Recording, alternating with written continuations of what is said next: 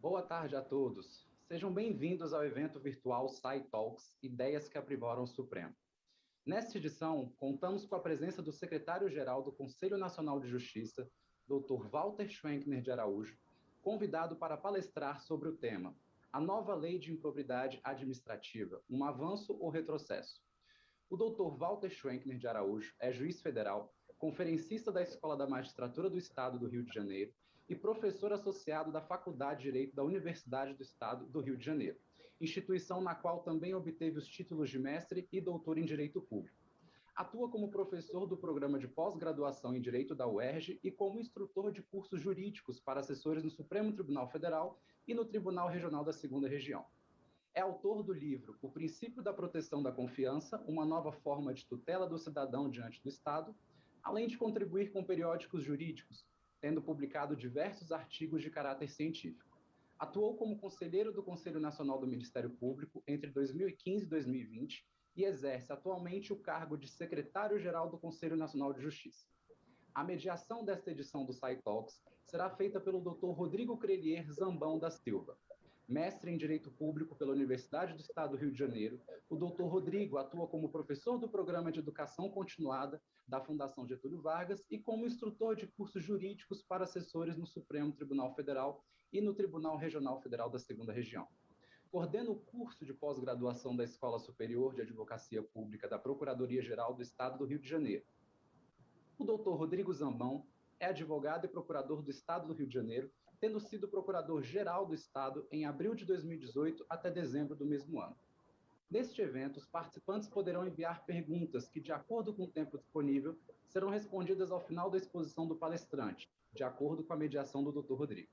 As questões deverão ser encaminhadas no formulário disponível através de um link, que será enviado pelos administradores do evento ao longo da exposição.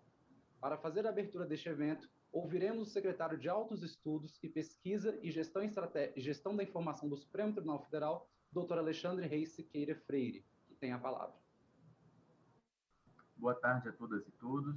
Para todos nós do Supremo Tribunal Federal, é uma grande honra poder receber nesta tarde, em mais uma edição do programa SciTalks, o professor Dr. Walter Schwenkner de Araújo e o professor Dr. Rodrigo Zambão.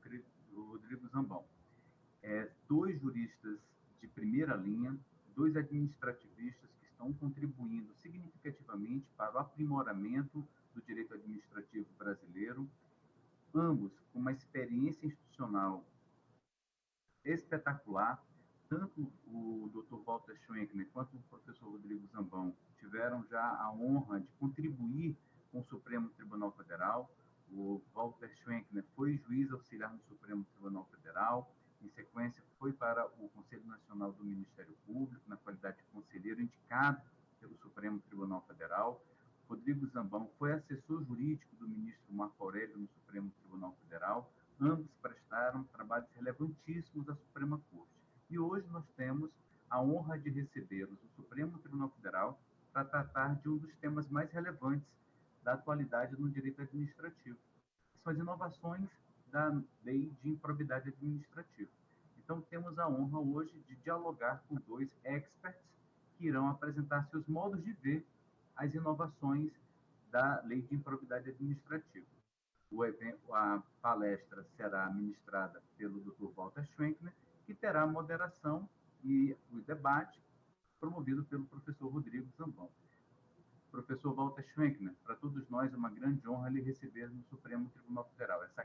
Você está na sua casa. Boa tarde, a palavra está com você. Muito obrigado, secretário doutor Alexandre Freire, secretário da Secretaria de Altos Estudos do Supremo Tribunal Federal, a quem agradeço pelo convite, parabenizo pela sua gestão magnífica à frente da Secretaria de Altos Estudos, uma gestão elogiável e que tem trazido muitas novidades para o Supremo em matéria de expansão das decisões do Supremo para o mundo. Queria também saudar o meu colega, amigo de longa data, parceiro de Direito Administrativo, professor doutor Rodrigo Zambão. Vamos dividir essa nossa tarde, final de tarde, sexta-feira, debatendo um tema tão interessante quanto o tema da lei de improbidade.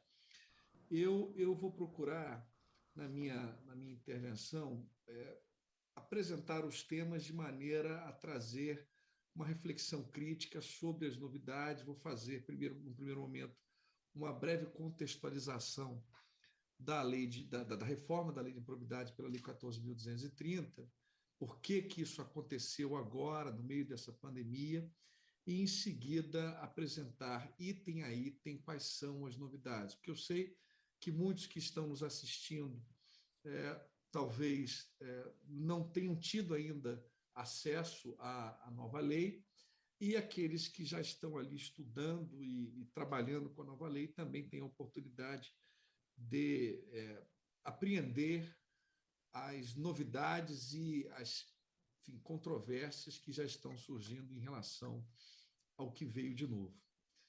A lei de improbidade, todos sabemos, ela é uma lei que nasce em 92, Lei 8429, mas que só passa a brilhar e a ter um protagonismo depois dos anos 2000. Ela foi uma lei, durante muito tempo, esquecida porque, no nosso país, havia um reconhecimento, a meu ver, equivocado, de que a punição estatal só poderia ocorrer e se materializar por meio do direito penal. Aquela imagem do preso algemado no jornal era a visão do combate à corrupção, a visão concreta de como se enfrenta medidas e práticas e condutas desonestas.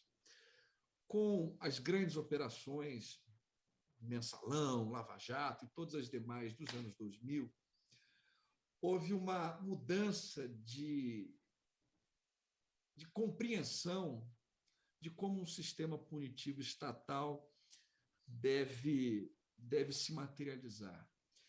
E essa mudança, obviamente, que ela sofre uma profunda influência da incorporação de tratados internacionais, tratados da ONU, da OCDE, Convenção de Mérida da ONU, ela tem um papel impactante na ampliação da utilização da lei de improbidade.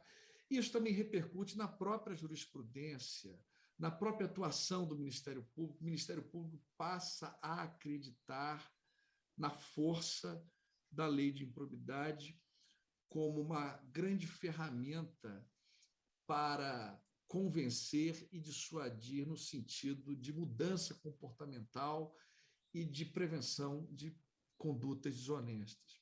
Esse fortalecimento do que na literatura se chama o direito administrativo sancionador é bem recente, portanto, muito mais recente do que a evolução do direito penal, e isso provocou um descompasso, um nítido descompasso entre a evolução teórica que temos no direito penal e a evolução teórica que temos no direito sancionador. O que eu quero dizer é que há uma diferença muito grande entre os institutos que protegem os réus no direito penal e aquilo que nós vemos no direito sancionador. Vou dar só um exemplo para podermos iniciar em relação às novidades.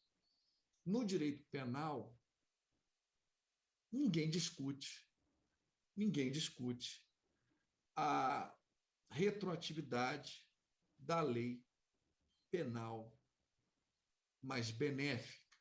Além de estar consagrado no texto constitucional, não há uma decisão judicial que afaste a ideia de que, surgindo uma lei penal mais benéfica, ela deverá atingir aqueles comportamentos que foram praticados, aquelas condutas que foram praticadas à luz de uma legislação mais rigorosa.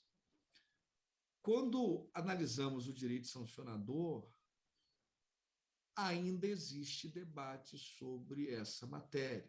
Tanto é que, recentemente, o tema chegou à repercussão geral no STF, o tema será enfrentado pelo Supremo no agravo em RE 843-989. Isso, a meu ver, é uma demonstração de como há uma diferença de evolução teórica quando comparamos o direito penal e os seus institutos, os seus princípios e os institutos e princípios que são aplicados pelo direito sancionador. Se não houvesse distinção, eu não tenho dúvidas, se não houvesse distinção de evolução, não tenho dúvidas de que essa matéria não seria tão controvertida como ela é no cenário atual, em que a nova lei, por exemplo, restringiu a condenação a condutas dolosas, e surge a dúvida do que fazer com relação àqueles que foram condenados na forma culposa. Se improbidade fosse crime, seriam absolvidos, não sendo crime, surge essa dúvida.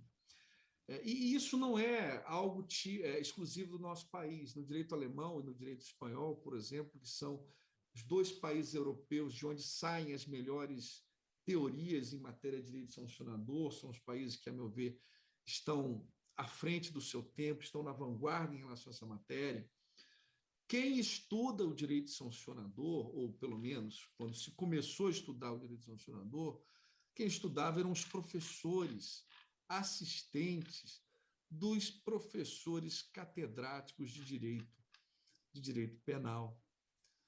Na Alemanha, você pega trabalhos do Joachim Bonner, do Wolfgang Mitz, do Hans Achenbach, todos professores que auxiliaram. Por exemplo, o Achenbach foi auxiliar do famoso professor Klaus Roxin. Então, é natural que na Europa haja uma compreensão de que o sistema punitivo estatal deve ser único, e com base até no que Alejandro Nieto, um dos maiores estudiosos do direito sancionador no mundo, defende, que é a tal teoria dos vasos comunicantes, segundo a qual, se o princípio vale no direito penal, ele deve se comunicar imediatamente, automaticamente, para o direito administrativo sancionador.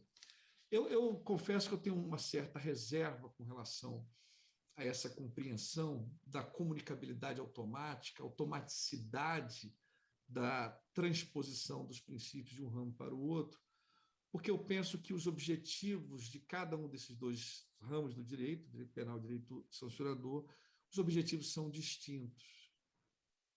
No direito penal, o que se busca de forma predominante é a função retributiva da pena. É claro que é uma função também ressocializante, mas o castigo é muito forte na privação da liberdade do direito penal, enquanto que no direito sancionador, no direito administrativo sancionador, há um protagonismo da função dissuasória da sanção.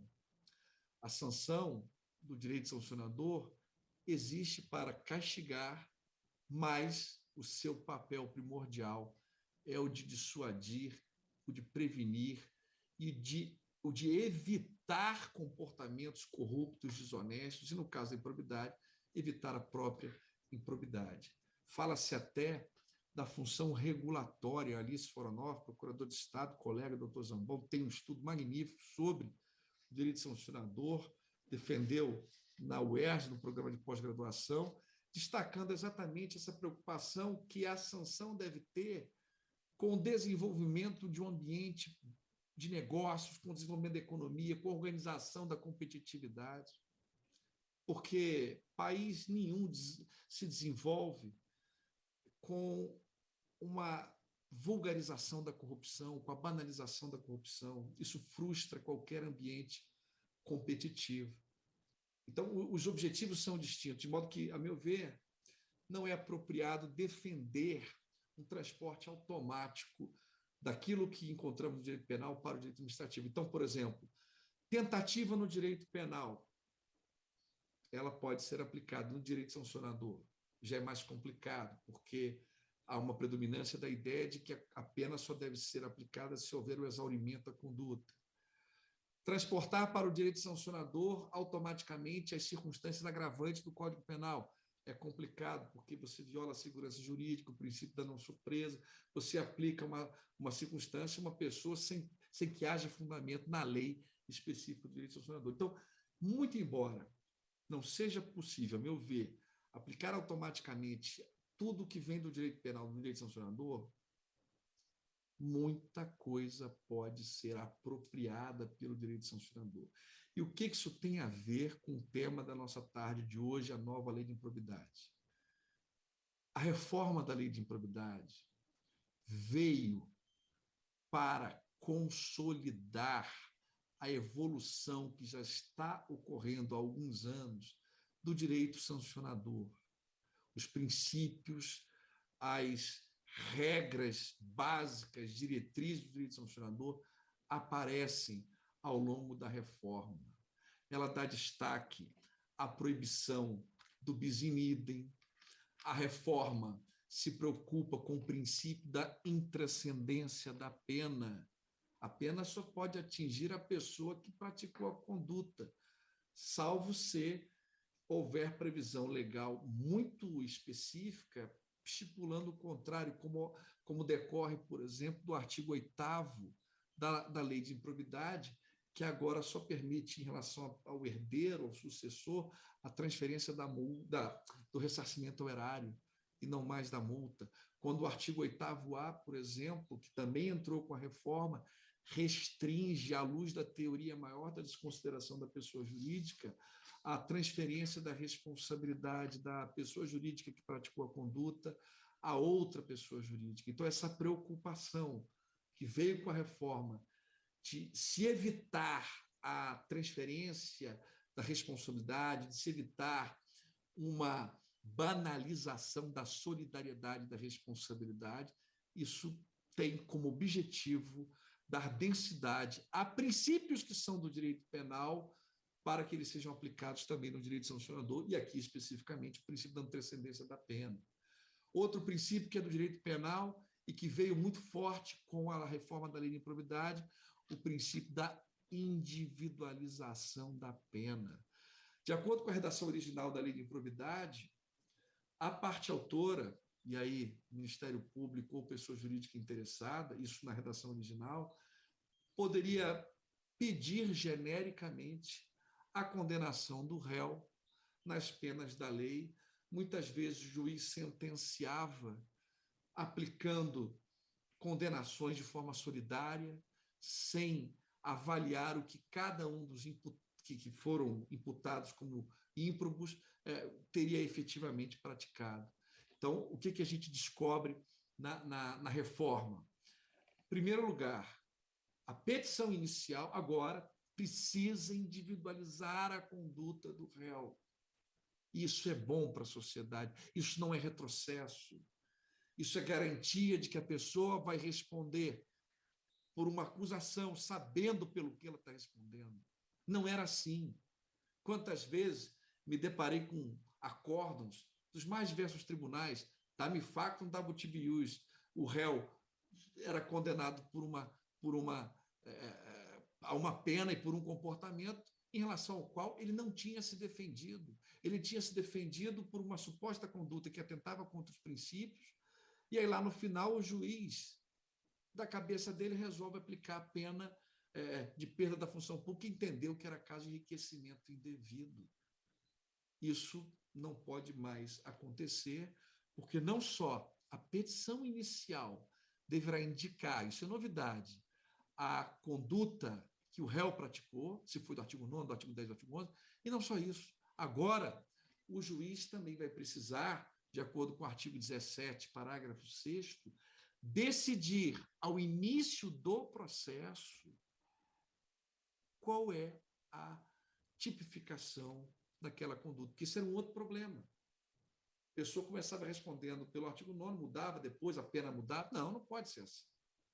Isso gera uma tremenda insegurança jurídica e algo até duvidoso do ponto de vista de um Estado democrático de direito. A pessoa é surpreendida com uma sanção. Veja, ninguém é contra combate à corrupção, com a aplicação de sanções a pessoas que praticaram algo errado. O que é inadmissível, por outro lado, é o Estado fazer uso de uma legislação falha, lacunosa, para aplicar sanções que são até, muitas vezes, desproporcionais. Eu estou fazendo todo um discurso aqui a favor da reforma, porque eu penso que ela trouxe mais vantagens do que desvantagens.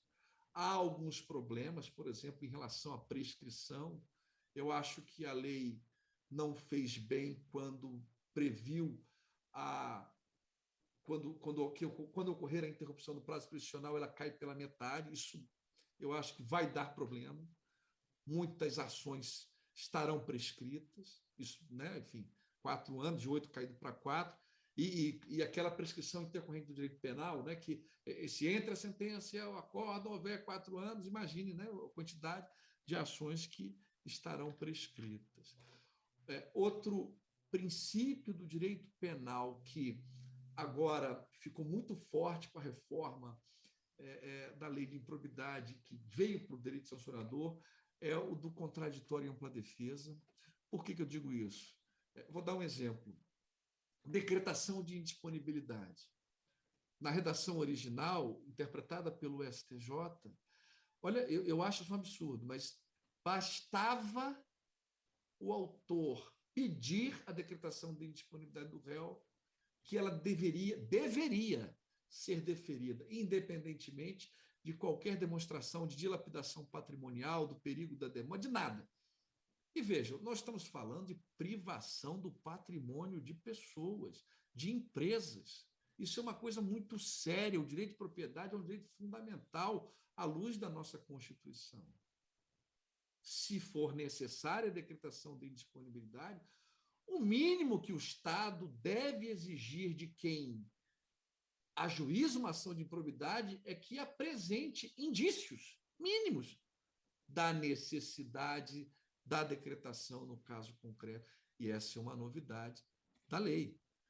Então, ela exige a demonstração que seja precedida do contraditório. Por isso que eu falei do contraditório, tem que ouvir o réu. Há uma ressalva, né? Se não der para ouvir, vai ter ressalva, mas assim, em condições normais de temperatura e pressão, tem que ouvir o réu antes da decretação da indisponibilidade.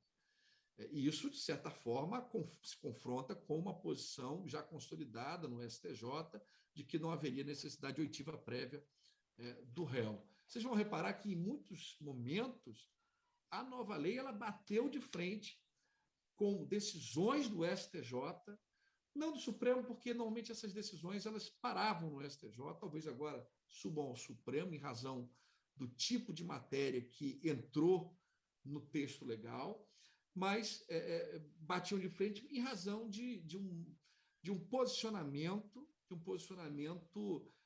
que não adotava, e com todo respeito, com todas as vezes, mas não adotava o que o direito penal tem a oferecer para o direito sancionador. São 2 ramos distintos, direito penal e o estudo da improbidade. A improbidade está ligada na perspectiva até de Fábio Medina Osório, que foi quem, de forma pioneira, né, começou a estudar isso no Brasil, estudar na Espanha, em Madrid, com o Garcia de Interria, trouxe para cá os ensinamentos, não há nos tribunais ainda esse aproveitamento mais amplo dos princípios do direito penal no sancionador. Isso veio por lei, veio pela lei 14.230. Presunção de inocência. Enfim, no direito penal, isso não há como discutir o princípio. A gente pode discutir os efeitos, o alcance, questão do duplo grau, etc., se vai executar provisoriamente ou não, mas que existe uma presunção de que a pessoa não fez, que não é culpada, de que ela é inocente, isso é incontroverso. E como é que essa presunção agora aparece na reforma da lei de improbidade? Temos uma mudança significativa no artigo 12, parágrafo 9º, porque agora a execução de toda e qualquer sanção depende do trânsito em julgado. Depende do trânsito em julgado. Isso é uma novidade. Antes, só a perda da função pública e a suspensão dos direitos políticos, aqui dependia do trânsito em julgado. Agora, tudo dependerá do trânsito em julgado. Isso vai, inclusive, gerar discussões sobre o efeito da lei da ficha limpa, porque a lei da ficha limpa prevê, a mais antiga, que a pena de suspensão de direito político já pode, mesmo antes de julgado, produzir efeitos da inelegibilidade. Agora você tem um novo artigo, como é que vai, né, essa conciliação? Será que a pena de suspensão de direito político, uma ação de improbidade, ainda continua a poder produzir o seu efeito provisório, a despeito do 12, parágrafo 9º, que é recente? Outro artigo que, a meu ver, reforça a presunção de inocência é o artigo agora 20, parágrafo 2º, que expressamente limita o período de afastamento preventivo a 90 dias, prorrogáveis mais 90. Isso já era admitido pelo STJ, essa limitação. Mas a lei, na redação originária, ela não falava de limitação. E o que isso tem a ver com presunção de inocência? Bom, afastamento preventivo não é antecipação de condenação. Não significa que a pessoa vai ser condenada. Mas, obviamente, que isso gera um constrangimento, inclusive né, social, que impacta no modo como a presunção de inocência é enxergada. E a grande verdade é que, hoje em dia, pessoas estão afastadas por muito mais tempo do que 180 dias. Tem gente afastada há 2 anos, 3 anos, e essa previsão legal ela vem para lembrar ao magistrado e aos atores do sistema judicial que trabalham com improbidade que podemos afastar, mas que também esse afastamento não pode ser equivalente a uma inversão da presunção de inocência. Bom, em relação à retroatividade da lei mais benéfica, eu queria muito rapidamente destacar que o STJ já tem decisões sobre esse tema, inclusive, obviamente que não à luz da lei de improbidade nova, mas essa matéria não é novidade no STJ, de saber se uma nova lei sancionadora mais benéfica, se ela pode retroagir, e decisões recentes, ministro Mauro Campbell, ministra Regina Helena, ministro Napoleão Nunes Maia, decisões de 2021, 2018, todas no sentido de que a lei sancionadora mais benéfica retroage. E eu queria acrescentar, porque penso que esse entendimento é o mais apropriado, o mais correto, que o artigo 9º do Pacto de São José da Costa Rica, que é a Convenção Americana de Direitos Humanos, tem uma redação muito clara e que não é restritiva ao direito penal, como a nossa Constituição, né, para alguns seria. O Pacto de São José da Costa Rica, ele, de maneira muito clara, diz o seguinte: olha, se surgir uma lei sancionadora mais benéfica, ela tem que ser aplicada, não pode deixar de aplicar. Portanto, esse é um tema que o Supremo, obviamente, vai ter de enfrentar. As duas posições são defensáveis. Acho particularmente que a opção mais condizente com a evolução que temos tido no direito sancionador é a opção pela retroatividade, muito embora a Constituição mencione no seu artigo 5º que a lei, no crime, né? No crime é que haverá essa retroatividade da lei mais benéfica. Mas, obviamente, que naquela altura, 88, combate à criminalidade, à corrupção, se dava por meio do direito penal e não por outras esferas. Outro aspecto que eu queria também destacar é o que se refere ao princípio da legalidade. No direito penal, o princípio da legalidade é vital. É uma coisa, você não pode, mas tem tipo aberto e tal, mas norma penal em branco. Mas a grande verdade é que você não pode, né? Não há crime sem lei que o comine, que o preveja. Você não pode punir alguém sem uma tipificação prévia, sem uma cominação anterior. E como é que era na improbidade? Vou pegar o artigo 11, por exemplo, redação original.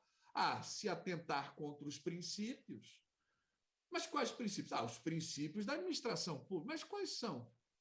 Legalidade, impessoalidade, uma legalidade. Atentou contra a legalidade. Vai ser punido por imprudência. Aí você tinha que ter toda uma construção teórica para dizer o que seria óbvio, que é o seguinte: olha, não dá para vulgarizar. Aí o exemplo do Emerson Garcia, um grande amigo. Se ultrapassar o sinal vermelho, viola a legalidade, vai ser o quê? Improbidade? Aí está lá o motorista de um carro oficial, ultrapassa o sinal vermelho, é improbidade. Não, isso não faz sentido. Aí você tem que ter toda uma construção teórica para dizer, não, mas tem que ter uma má-fé, tem que agir ali. E mesmo assim, nós vemos decisões com dolo genérico, que é um perigo, porque se não precisa ter um dolo específico, que administrador vai ter segurança em relação ao que ele faz. Aí você começa a entender por que as pessoas não aceitam funções que exigem algum tipo de decisão, por que todo mundo procura, não todo mundo, mas por que muitas vezes alguns administradores resolvem burocratizar excessivamente o procedimento decisório, a tomada de decisão. Aí ele tem que decidir, eu não, manda para o jurídico. Aí sai do jurídico, manda para a auditoria. Aí a auditoria diz, comigo não está. Manda para o Tribunal de Contas. Não, aqui também não posso falar. Aí depois não decide, muda a gestão, acabou. Então, esse é um problema da administração pública brasileira que é muito influenciado pela forma como essas normas de enfrentamento à corrupção são interpretadas. E aí o que fez a lei em relação ao princípio da legalidade, que obviamente também tem lugar no direito sancionador, um papel de destaque, obviamente que o princípio da legalidade, na ótica, da perspectiva do direito sancionador, ele é muito mais flexível, muito mais elástico, muito mais dinâmico, muito mais aberto do que no direito penal, mas também é importante. Você não pode dar na mão do juiz, nas mãos de um juiz, a possibilidade ampla de escolher a sanção que ele entenda que seja correta. Não tem aqui a pena de... Eu já vi isso, de cassação de aposentadoria da lei de probidade, mas que se dane, eu acho que ela é justa, eu vou aplicar a pena de cassação de aposentadoria. Eu já me deparei com sentença dessa forma. Analogia, interpretação extensiva, se ele pode perder a função pública, mas ele se aposentou, então vamos fazer o seguinte, vamos caçar a aposentadoria, mas isso a lei não previu. Você vai inventar uma sanção para uma lei que não previu esta sanção, e essa pessoa que não teve nem a oportunidade de se defender em relação a uma pena que é juridicamente até controvertida, a questão do caráter contributivo, da aposentadoria, etc. O Supremo tem decisão, mas ele tem que ter o direito de se defender e criar no direito penal. Isso não tem nem lugar para discutir. Aplicar sanção não prevista em lei, não existe isso. Agora, no sancionador, ainda em razão de estarmos engatinhando em relação à parte teórica de garantias e de princípios que tutelam o infrator, isso ainda se discute. Isso ainda se discute.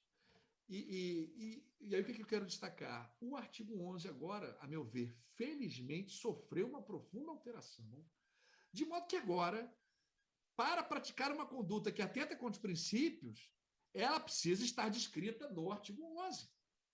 Não pode ser como era no passado, eu acho que isso violou um princípio, vou ajuizar uma ação de improbidade. E o administrador que se defenda e que diga que ele fez com toda a boa vontade do mundo e que gaste com advogado, que tenha lá preocupação, fique sem dormir. Agora não é mais assim. Por exemplo, nepotismo, aquele nepotismo, né, doloso, com dó de vou botar o meu filho aqui para... Isso sempre foi improbidade, desde que o mundo é mundo, sempre foi considerado improbidade. Mas agora melhorou. Por quê? Porque está na lei escancarado que é improbidade. Fica até mais fácil punir. Administrador, você está vendo aqui? Ó, se você fizer isso, olha aqui. Ó, é improbidade. A falta de previsão da conduta na lei é um problema. Um problema porque, do ponto de vista de quem se defende, gera insegurança, pode gerar cerceamento de defesa, e do ponto de vista de quem acusa, fica mais difícil também, porque você precisa de um esforço descomunal para demonstrar que aquela pessoa violou com má fé um determinado princípio. Por que não coloca lá que já violado, que determinadas condutas já são consideradas como violadoras dos princípios? Então, nesse aspecto, essa mudança do artigo 11 me parece ser uma mudança capaz de, digamos assim, fortalecer o princípio da legalidade que vem lá do direito penal e que sofre adaptações no direito sancionador, de modo que o réu tenha condições de identificar que tipo de conduta a lei previu como conduta ímproba, como conduta ímproba. Outro aspecto que também é preciso destacar de mudança da nova lei de improbidade diz respeito à proporcionalidade das sanções, ao princípio da proporcionalidade da aplicação das sanções. Nesse ponto também temos uma grande evolução no sistema punitivo estatal, quando vemos na nova lei uma preocupação com a delimitação das sanções, com o pragmatismo jurídico, análise econômica do direito e pragmatismo jurídico na aplicação das sanções. Regras que surgiram como, por exemplo, olha, você vai fazer isso? Avalie o impacto econômico e social da sanção. Você vai fechar uma empresa que tem 500 funcionários? Tudo bem, mas pense antes de fazer isso. A infração é de menor potencial, como agora a lei prevê, isso não havia anteriormente, menor ofensa, que espelha um crime de menor potencial ofensivo do direito penal, agora temos a improbidade que representa uma menor ofensa ao regime, né, da probidade, enfim. Só pode aplicar multa. Antigamente não era assim. Antigamente o juiz escolhia, jogava o dado para cima, vou escolher aqui, perda da função. E no direito sancionador, a espécie da sanção, a escolha da espécie da sanção é algo importante. É muito mais complexo do que no direito penal, em que você priva a liberdade da pessoa ou não. Aqui, a perda da função pública tem um papel, a suspensão do direito político tem outro. De que adianta, por exemplo, você aplicar uma pena de suspensão dos direitos políticos a quem não é político? A pessoa não vai ser eleita, ela não quer se candidatar a nada, ela não tem. De que adianta você aplicar uma pena de perda da função pública a quem não é agente público? De que adianta você aplicar uma pena de multa a quem tem um patrimônio monstruoso, gigantesco? Então, a escolha da sanção é importante para a eficiência do sistema punitivo estatal, em especial do direito sancionador e do seu papel regulador, de organização da atividade econômica e de incentivo de um ambiente de negócio. Portanto, fica muito nítida a preocupação da reforma com o princípio, que é caro no direito penal e caro no direito sancionador, da proporcionalidade. O juiz já não tem mais aquela liberdade que ele tinha no passado de escolher aleatoriamente a pena que ele vai aplicar. Vou dar um exemplo. Perda da função pública. Eu sempre dou esse exemplo em sala de aula. O sujeito é delegado de polícia e, professor universitário. Vamos supor que ele seja um péssimo delegado de polícia, um corrupto delegado de polícia e um excepcional professor universitário. Aí está respondendo por improbidade pela conduta que praticou como delegado de polícia. É razoável que o juiz aplique uma pena de perda da função pública em relação aos dois cargos? Isso precisa ser debatido. Alguém poderia até dizer, não, eu acho que sim, porque eu acho que uma pessoa que faz uma conduta dessa como delegado não pode desempenhar qualquer tipo de função pública. É um argumento. Eu, particularmente, acho que a melhor alternativa é a da restrição da sanção, da perda da função pública em relação ao cargo em que a conduta foi praticada. Porque se ele é um excelente professor, deixa ele continuar sendo um excelente professor universitário. Mas isso é polemizado. Agora, com a nova lei, o que temos de avanço? Vai aplicar a pena de perda da função pública? Que ela seja aplicada em relação à função da mesma natureza e qualidade da época em que a conduta foi praticada. Não é assim escolha aleatória, porque às vezes a ação demora 20 anos para ser julgada. 30 anos. Depois de 20 anos, isso é uma vida. O jeito praticou lá um ilícito quando era, saiu da faculdade, fez um concurso, vou aqui falar qualquer, soldado do exército, ou qualquer outra função, estagiário, pode ser estagiário. Praticou a conduta como estagiário, 30 anos depois, secretário de Segurança Pública de um Estado, um excelente secretário. Não, vamos aplicar a pena de perda da função pública em relação a... Não, isso não faz sentido. Isso não é racionalidade do sistema punitivo. Tem que ter uma racionalidade. Aí a pergunta que tem que aparecer é para que serve essa perda da função pública? Se for para castigar, aí tudo bem. Mas se for para evitar que aquela pessoa continue a fazer o que ela fez de errado na mesma função, aí a lei veio em boa hora para dizer, olha, não é oba-oba para aplicar qualquer... Não, tem que aplicar em relação à função que a conduta foi praticada. A lei ressalva também, olha, o juiz pode, excepcionalmente, porque sempre tem que ter aquela válvula de escape, mas a regra geral já veio em boa hora. Eu já estou falando aqui bastante, eu não quero também avançar muito, para deixar também meu colega, amigo, doutor Rodrigo Zambão, administrativista aí de escola, que vai participar dos debates, mas eu só queria fazer Tem tanta coisa para comentar dessa lei. Olha que eu não falei nada de acordo de não persecução civil, não falei da prescrição, que agora é com 8 anos, independentemente de quem pratica a conduta, né? E cai para metade se ocorrer a interrupção da prescrição, e 8 anos a contar da data do fato, ou no caso de infração permanente, da data da cessação da conduta. Mas eu queria fazer um último reforço, que eu acho elogiável, que é a ideia de que há um fortalecimento da comunicabilidade de instâncias. Esta, a meu ver, talvez seja a grande novidade da lei. Ela fortalece a interdependência, aquele reconhecimento de que o Estado não pode soprar quente e frio ao mesmo tempo em relação a uma mesma conduta. Isso é assim, péssimo em termos de segurança jurídica, de previsibilidade. A pessoa é absolvida perante o Tribunal de Contas, no dia seguinte condenada numa ação de improbidade, no dia seguinte absolvida na esfera penal. Isso não faz sentido. E a gente tem uma teoria, um arcabouço teórico que procura defender que isso faz sentido. O que nós vemos com a reforma da lei e com a introdução dos parágrafos no artigo 21?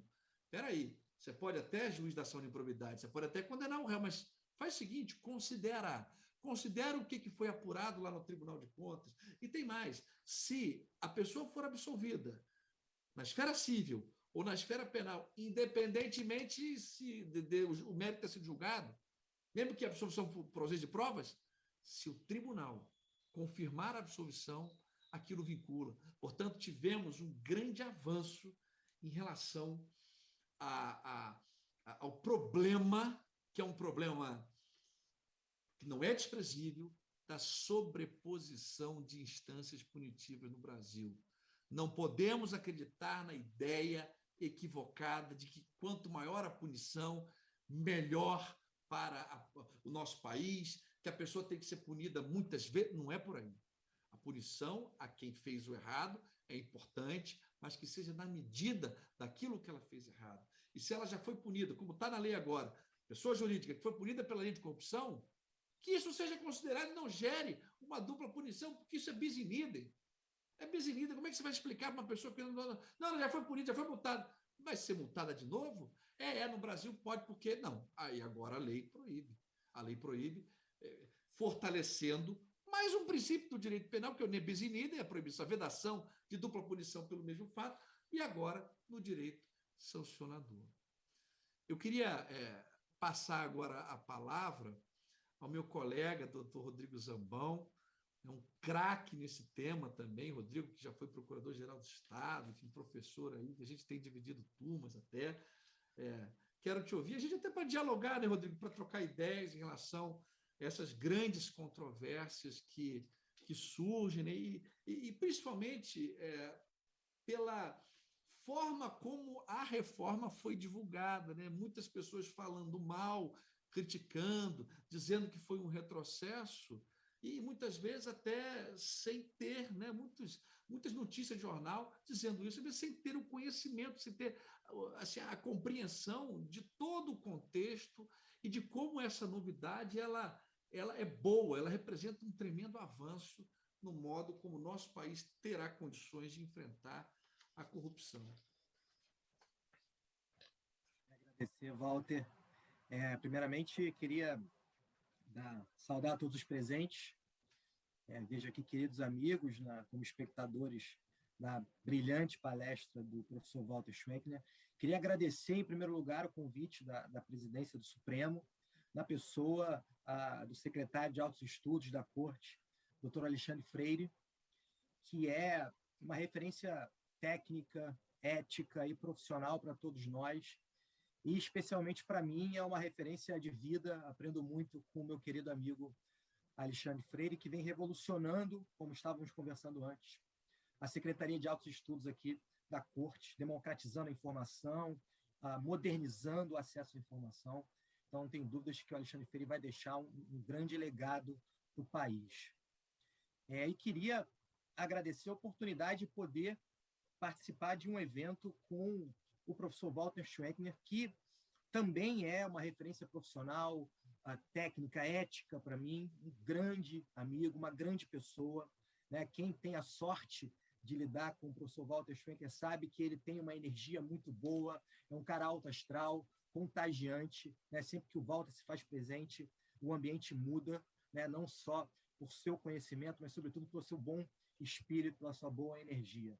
Isso os senhores puderam ver na exposição do Walter, que tratou, né, dos impactos da nova lei de improbidade. Eu acho que dá para chamá-la assim, né? Embora tenha sido uma alteração na Lei 8429, materialmente ela muda e muda muito, né? E eu queria dizer que comungo da sensação do professor Walter com relação à lei.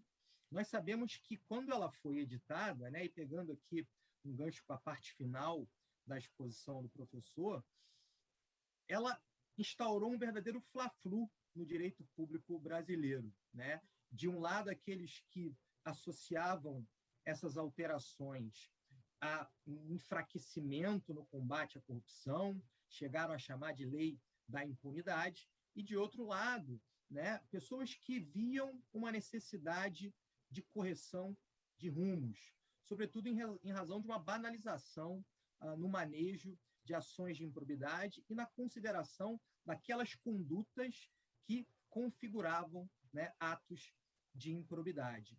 Eu confesso que concordo, estou mais alinhado com essa linha que vê, né, progressos nessas alterações recentemente implementadas.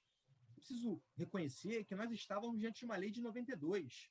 Nada mais natural, né, do que leis sejam aprimoradas, sejam alteradas, de modo a uma adaptação às circunstâncias concretas existentes à realidade que se faz presente. E a realidade exigia, sim, uma correção de rumos nesse microsistema da improbidade administrativa. Eu acho que, muito na linha do que foi dito durante a exposição, na minha visão, né, a grande vantagem dessa nova lei é que ela confere uma perspectiva adequada ao que é improbidade administrativa. E citando aqui o professor Fábio Medina Osório, né, há um catálogo hierárquico de transgressões no âmbito do direito administrativo. E no âmbito do direito sancionador, melhor dizendo, a improbidade é a última ratio.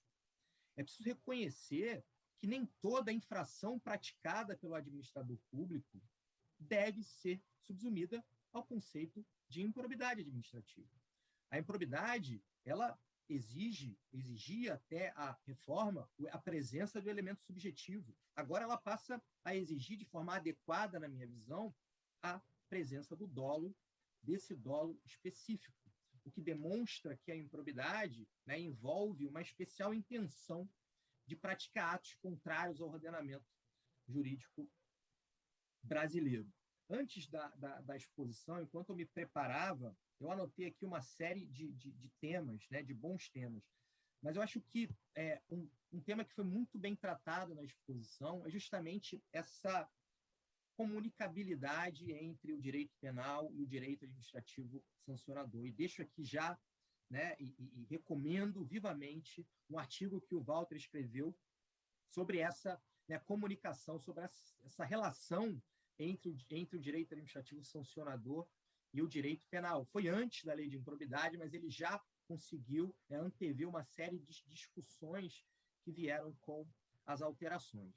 E a verdade é que essa comunicabilidade é necessária, mas ela deve observar determinados limites em razão dos objetivos e fins de cada um desses ramos do direito. O direito penal, de natureza mais retrospectiva, né? E o direito administrativo de natureza mais prospectiva, no sentido de que ele busca induzir bons comportamentos, né? Inserir correção de rumos. É apenas mais um, né, dos sistemas de incentivos que o ordenamento jurídico coloca, né, de modo a corrigir condutas, como muito bem disse o professor Walter, na linha do que defende a nossa querida amiga Alice Voronov. E a retroação, né? A questão da retroatividade. Né? A questão da retroatividade é o tema da ordem do dia, né? Que foi objeto de reconhecimento de repercussão geral, né? No área 843989. E nós temos uma pergunta aqui, Walter, sobre a questão da retroação. Eu queria dizer que eu concordo contigo, mas vejo um problema muito grave, né? na prescrição intercorrente, né? O artigo não é de todo ruim, né? Como você bem disse, ele corrigiu uma bagunça que existia na lei antiga, né? Aquelas diferentes prescrições de acordo com a característica do autor. Então, ele unificou o prazo prescricional de 8 anos para o bem. Mas tem a questão da prescrição intercorrente.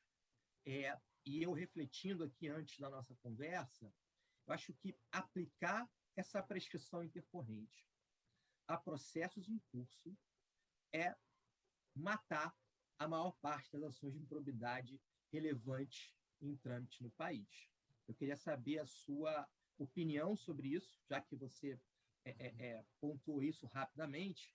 E há uma pergunta da doutora Eliane Laura Roden, não sei se pronunciei correto, é uma pergunta meio de futurologia, mas quanto à retroatividade das alterações da lei no tocante à prescrição intercorrente, acredita que o STF vai se posicionar pela retroatividade?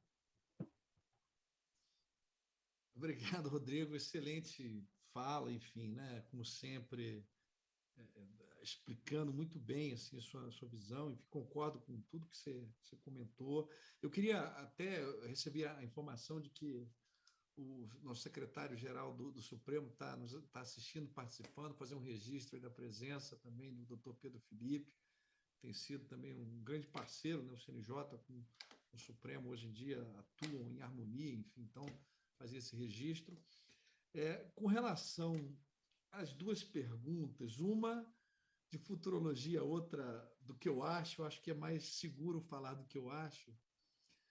Eu penso o seguinte, eu penso que é muito complicado defender, teoricamente, que uma novidade legislativa mais benéfica em matéria de sanção, em matéria de punição, não se aplica a processos em andamento e agora e até mesmo em relação a processos com trânsito em julgado.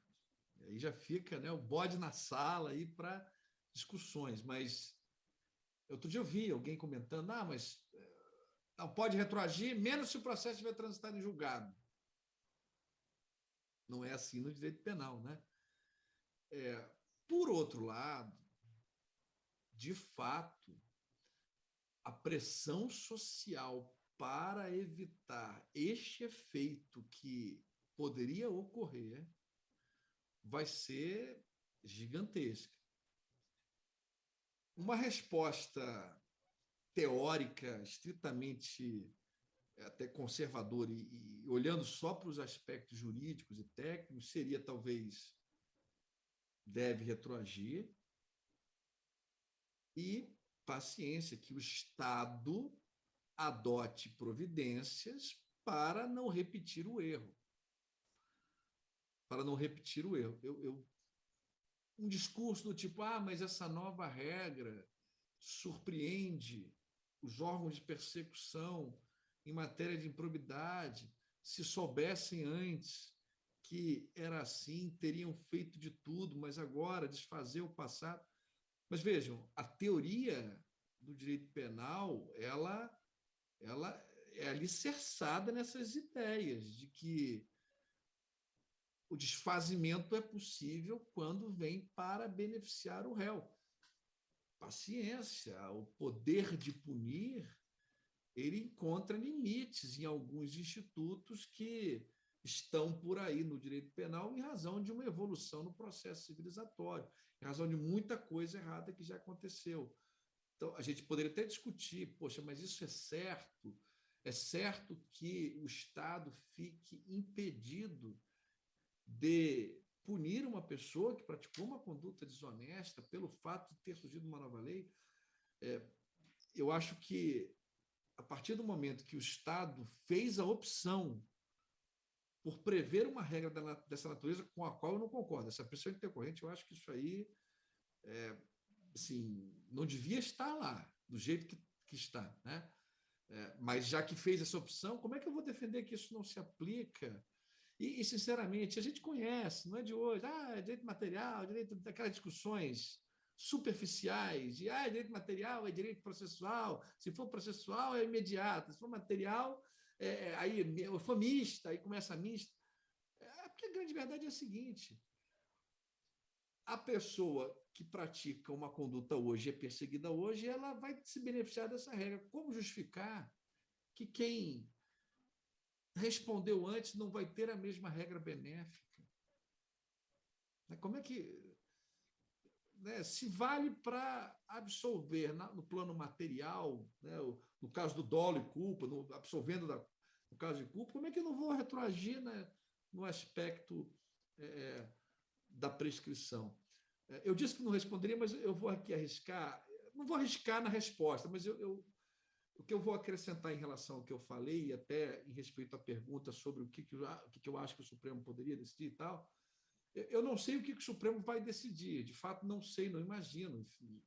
Mas o que eu tenho certeza é que a sociedade não vai querer que o Supremo retroaja para beneficiar pessoas corruptas. Isso eu não tenho dúvidas. E eu não tenho dúvidas que isso naturalmente impacta o processo decisório, porque tudo que... isso é uma dinâmica.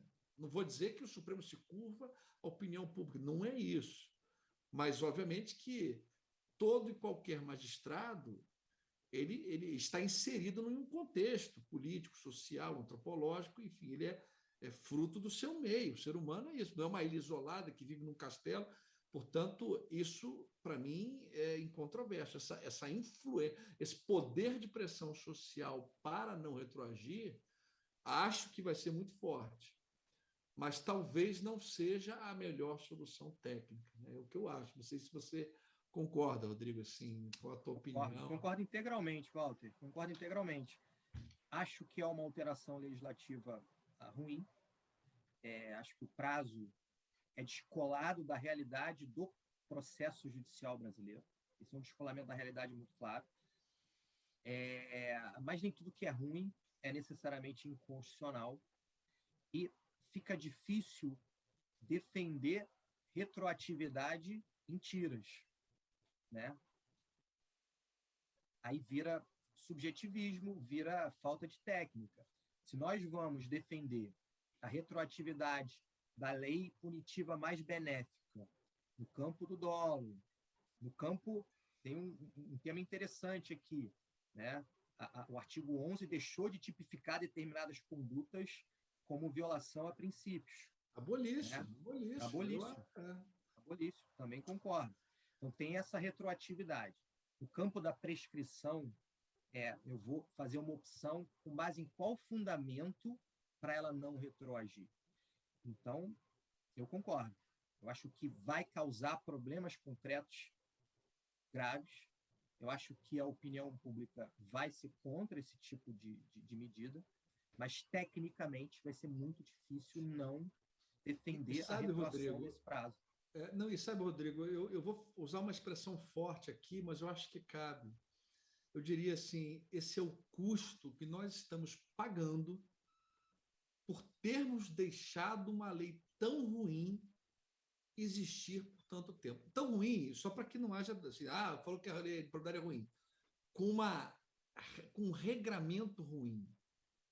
A lei de improbidade ela é fundamental no Brasil, ela é importantíssima no nosso país, mas quando você estuda a lei de improbidade, você vê que isso aqui é muito mal feito, isso é muito mal feito, isso aqui vai dar problema. Se levássemos o direito penal, não resistia a uma condenação. E aí você tem, né, umas decisões que, mas peraí, como é que pode isso aqui, isso aí? Né? Então, é o custo que a gente está pagando hoje, infelizmente, pelo fato de isso ter existido da forma como existiu por tanto tempo. Você falou uma coisa interessante. A lei de improbidade, como estava desenhada antes, ela não passaria por um teste cuidadoso de um advogado criminalista. Não passaria. É que ela ficou esquecida. E nós, administrativistas, precisamos reconhecer que negligenciamos durante muito tempo o tema do direito administrativo sancionador. Você quer ver? Eu estou aqui lembrando, quando você falava, no direito penal, processual penal, existem discussões sobre contraditório e ampla defesa em relação a emendácio libelli. Na improbidade, não há nem isso, não há nem emendácio para discutir se há contraditório. Então, assim, é uma coisa. Um está no jardim de infância e o outro já está na pós-graduação. E aí, né, aí o problema aparece. Eu tenho um tema que eu acho que é interessante, que eu queria colocar. Você falou no elemento culpa, né? A questão do dano ao erário e tirada a culpa como elemento passível de caracterização de ato de improbidade. Mas tem um parágrafo no artigo 10 que eu acho que vai dar uma correção de rumos importante na jurisprudência do STJ. O parágrafo primeiro fala o seguinte: nos casos em que a inobservância de formalidades legais ou regulamentares não implicar perda patrimonial efetiva, não ocorrerá imposição de ressarcimento, vedado o enriquecimento sem causa das entidades a que se refere o artigo 1º.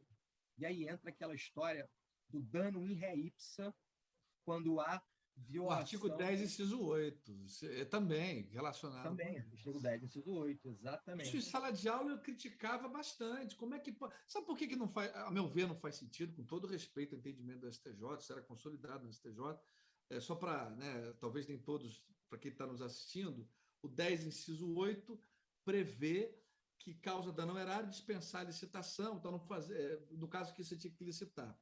Aí o STJ consolidou o entendimento de que se você não licitar, isso automaticamente, dano em re ipsa, gera dano ao erário.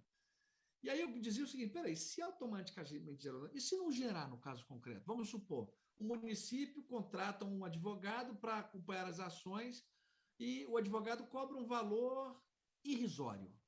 Em vez de cobrar R$10.000 por mês, cobra R$100 por mês. Porque ele é amigo do prefeito, ele não quer se beneficiar, ele só quer ajudar. Tem que cobrar alguma coisa, porque não pode. Então, toma aí, R$100 por mês. Aí o prefeito vai ser condenado, o advogado também, porque dano ao erário e tal, né? Fez licitação, não fez licitação no caso que deveria licitar. Aí a pergunta que fica é, se houve dano ao erário, o juiz deveria aplicar a pena de ressarcimento ao erário. Como é que fica? Se não teve dano ao erário no caso concreto? Mas o dano é presumido. Então, é o tipo de força, um pouco de forçação de barra para punir os administradores. Isso em algum momento vai dar problema. Eu tenho uma tese, a pessoa até ri, eu acho o seguinte, tudo que é injusto no mundo tende a se tornar justo em algum momento. O mundo é injusto. Eu até brinco com minha filha quando vem falar comigo, papai, mas é tão injusto. Minha filha, se o mundo for justo, eu perco meu emprego. Eu tenho que viver, eu tenho que pagar minhas contas. O mundo tem que ter alguma injustiça para você ter justiça, sistema judicial, alguém pedindo, alguém defendendo, tal, e alguém para julgar. Mas, na longa caminhada, aquilo que é injusto tende a se corrigir. E eu acho que isso é que está acontecendo com a lei de improbidade nesse momento. E infelizmente, a gente está pagando o preço por isso. Sem dúvida, sem dúvida. Concordo. Sempre fui bastante crítico. Em alguns casos, você tinha ali uma contratação indireta, uma contratação direta, melhor dizendo, serviço efetivamente prestado, ação de improbidade era ajuizada, com um pedido para devolução de todos os valores. Todos os valores. O serviço foi prestado, como é que você vai devolver tudo? Enriquecimento sem causa de quem recebeu o serviço, quer dizer... Exatamente. Saiu uma decisão recente do STJ falando que, nesse caso, não precisaria devolver. Mais um ponto, e já estamos finalizando em razão do tempo para a gente debater, é a correção de rumos, né, para utilizar a expressão que você disse, no que diz respeito à violação a princípios. Acabou a improbidade por violação genérica a princípios. Agora há ali condutas mais ou menos tipificadas no artigo 11. Agora, um dado interessante, né, Walter? A violação a princípios não enseja mais perda da função ou suspensão de direitos políticos. Né? Esse foi um sinal que o legislador deu por eventuais exageros, né, praticados com base no artigo 11. É o movimento de... Né, o pêndulo agora está indo para o rumo, né? Quer dizer, olha, exageros aconteceram na dosimetria, condutas vagas, supostamente ofensivas a princípios, condenações com base em dolo genérico. Olha que situação, isso é perverso. Eu fico imaginando o administrador público honesto. Porque o desonesto, esse aí, não está nem aí, essa é que é a grande verdade. Vai levando a ação, vai lá recorrendo, mas o que é honesto, ou ele nunca mais vai querer saber de assumir uma função pública, ou o sujeito vai morrer de desgosto, porque não merece isso. E a gente sabe que a ação de improbidade começa, mas não sabe como é que ela acaba e nem quando acaba. É o que o Gustavo Benemboim e o André Cirilo, nossos amigos, falam, que gera um mecanismo de seleção adversa na administração pública. Né? Você afasta pessoas bem intencionadas em razão do ambiente de risco. Né? E o Carlos Ari também fala, hoje nós vivemos, em alguma medida, uma crise na gestão pública em razão de controles exercidos de forma desproporcional. E um dado histórico, Walter, que você também me chamou a atenção, você falou, nos anos 2000, né, descobriram a lei de improbidade naquele contexto histórico. Vejam que lá também, anos 2000, nós vivemos o ápice de uma euforia principiológica. Né? Todo mundo escrevia sobre princípios, todo mundo vangloriava princípios. Isso casou com uma lei que previa pesadas sanções, né, por descumprimento a princípios, né, com base num dolo genérico. E aí deu na LINDB, que é exatamente a reação a essa vulgarização principiológica. Olha, peraí, não é assim, não. Você vai querer decidir de forma vaga, então apresenta as consequências, tem que considerar o contexto. E isso agora está repercutindo também na lei de improbidade. Agora que você falou, parece que a reforma, ou a nova lei de improbidade, ela vem na mesma toada da LINDB, ou seja, com aquela mesma preocupação de reação ao excesso de vagueza que imperou. Né? No Brasil dos anos 2000, início dos anos 2000, tudo se resolvia com proporcionalidade guindada à pessoa humana e proibição vedação de retrocesso. Tudo era assim, princípio geral, genérico, né? E cabia tudo dentro daquilo ali. Então, isso gera efeitos, gera consequências. Né? A judicialização da política foi muito ampliada no Brasil com essas ideias, né, muito, muito vagas. E é engraçado porque o reconhecimento da efetividade do princípio foi importante, mas a coisa parece que ganhou uma velocidade que gerou estragos, não só, né, no direito constitucional, mas também em outras áreas, como o direito sancionador. Uma última pergunta para encerrar e que tem uma ligação com seu papel, né, enquanto secretário-geral do CNJ. Você vem desempenhando brilhantemente, orgulhando a todos nós. Professor, como secretário-geral do CNJ, já há, né, perspectiva de adoção de algumas medidas frente a essas alterações promovidas pela Lei 14.230? A Vamos pergunta lá, é da doutora Gina Silva. Gina Silva, Gina né? Silva. Gina, doutora Gina, deixa eu lhe falar, assim, lá no CNJ, o ministro ele tem alguns eixos da gestão dele, e um dos eixos é de combate à corrupção, e no combate à corrupção também temos aí a questão do sistema de integridade, compliance. Existe lá um grupo de trabalho voltado para o aprimoramento de medidas de combate à corrupção e entre elas, compliance, programa de integridade. Salvo engano, ainda não há nenhum grupo que... Porque, assim, estou pensando aqui, o CNJ tem uma função mais administrativa, ele não vai entrar na independência do juiz para dizer o que o juiz tem que fazer ou não fazer em relação à interpretação da lei de improbidade. O que nós temos é um grupo de trabalho que estuda mecanismos para o enfrentamento da corrupção. Isso está a pleno vapor. Com a sua pergunta, eu vou até provocar esse grupo de trabalho, que é presidido pelo conselheiro Mauro Martins, que é desembargador do Rio de Janeiro, para eventualmente até avaliar de que maneira que a reforma vai impactar nessa dinâmica e o que a gente pode fazer, até em termos de seminários, né? Enfim, eventos, cartilhas, esclarecimento. Esse é um ponto interessante. Tá aí, eu vou até anotar isso para poder levar adiante, porque o que o CNJ não poderia fazer, estaria fora da atribuição dele, é querer convencer, né, o juiz de que tal posição é correta, tal posição é errada, enfim, mas há espaço aqui para, assim como a Secretaria de Altos Estudos do Supremo tem feito com o doutor Alexandre, para disseminar essa novidade e permitir que o juiz tenha, digamos assim, um acesso mais próximo em relação a tudo que está sendo debatido, né, o estado da arte da interpretação dessa lei. Bacana. Então, acho que, em razão do adiantado da hora, já podemos encerrar os debates.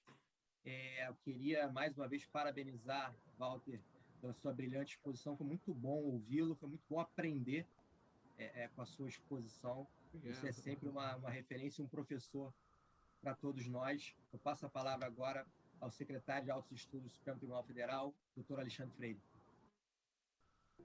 Eu queria parabenizar o professor Dr. Walter Schwenkner de Araújo, o professor Dr. Rodrigo Zambão, pelas suas respectivas atuações nesse SciTalks. A exposição do professor Walter Schwenkner foi maravilhosa.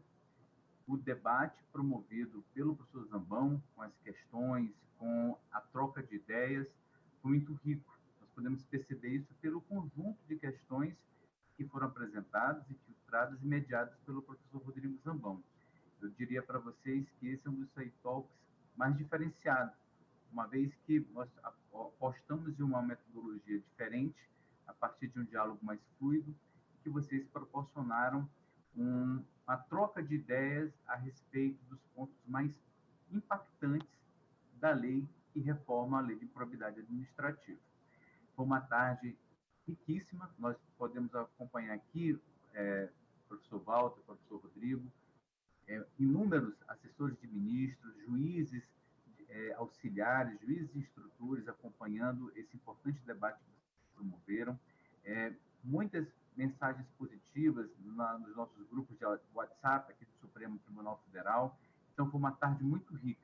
Queria muito agradecer a vocês, em nome do ministro-presidente Luiz Fux, pelas riquíssimas contribuições que vocês deram a esse programa que tem se transformado em um programa tradicional do tribunal, que é o programa SciTalks. Eu vou passar a palavra para o professor Walter Schwenkner, para suas considerações finais, e, na sequência, passarei a palavra também para o professor Rodrigo Zambão, para suas considerações finais. Mas, antes disso, eu queria, mais uma vez, elogiar o notável trabalho que o professor Walter Schwenkner tem desenvolvido na Secretaria-Geral do Conselho Nacional de Justiça, um trabalho impactante, inovador, sempre promovendo o diálogo institucional do Conselho Nacional de Justiça com os tribunais e também com as instituições do sistema de justiça e com o executivo e com o legislativo.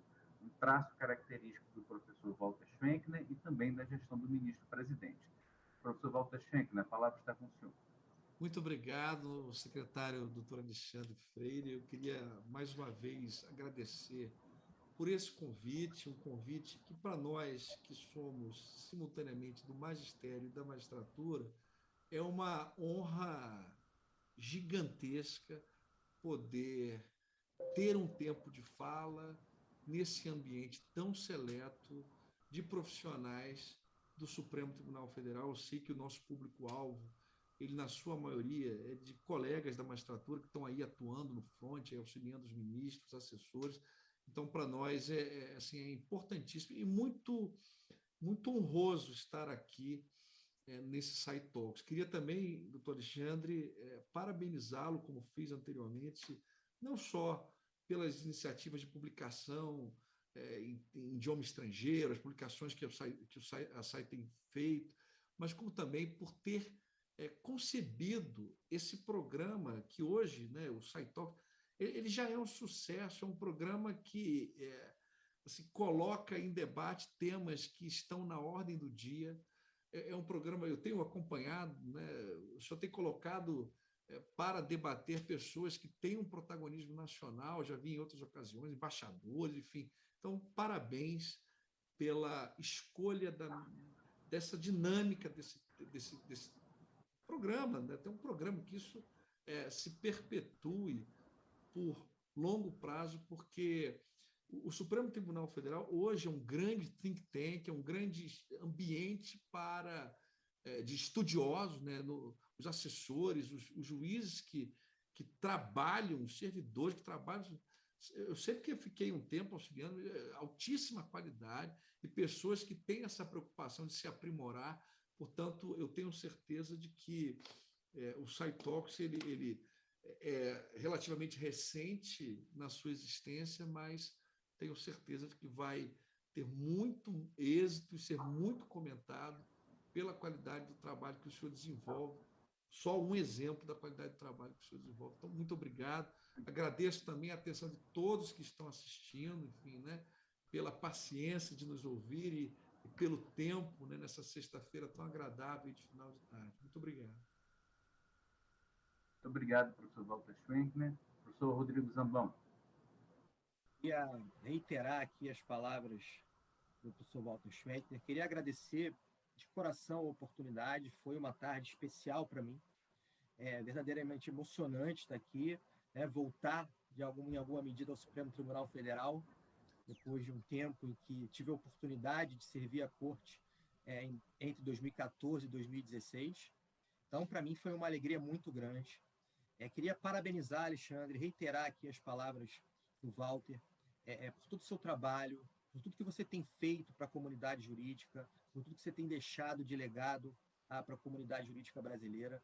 SciTalks é um programa diferenciado, né? É um programa que tem uma capilaridade gigante, e isso tudo se deve à qualidade dos debates e à qualidade dos expositores que vocês têm selecionado. Isso ficou provado hoje, né, com a escolha do professor Walter Schwenkner.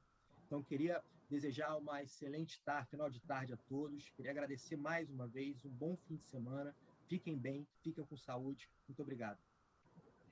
Queria mais uma vez agradecer a ambos e queria fazer um registro em relação aos elogios de vocês, que esse trabalho que tem sido feito no Supremo Tribunal Federal, ele é muito fruto da visão futurística do ministro Luiz Fux, da sua compreensão do papel da academia, também para o diálogo com as instituições.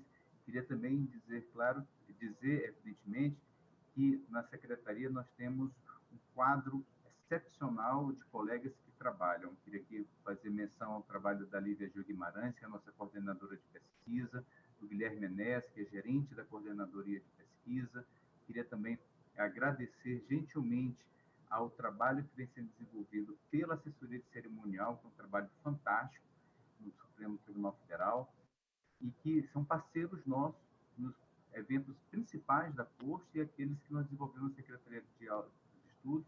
E queria também agradecer o trabalho que tem sido realizado aqui conosco, com a minha querida amiga Célia Regina Gonçalves, que tem nos prestado um apoio fantástico na condução desses eventos também. Então, eu passo a palavra ao cerimonial e boa noite a todas e todos, e espero vocês na nossa próxima edição do SciTalks. Muito obrigado, uma excelente tarde. Agradecemos a todos pela participação. Informamos que em breve o conteúdo deste evento ficará disponível no canal do Supremo Tribunal Federal no YouTube. Com a devida autorização, declaro encerrado este evento. Tenham todos uma boa noite e um excelente final de semana.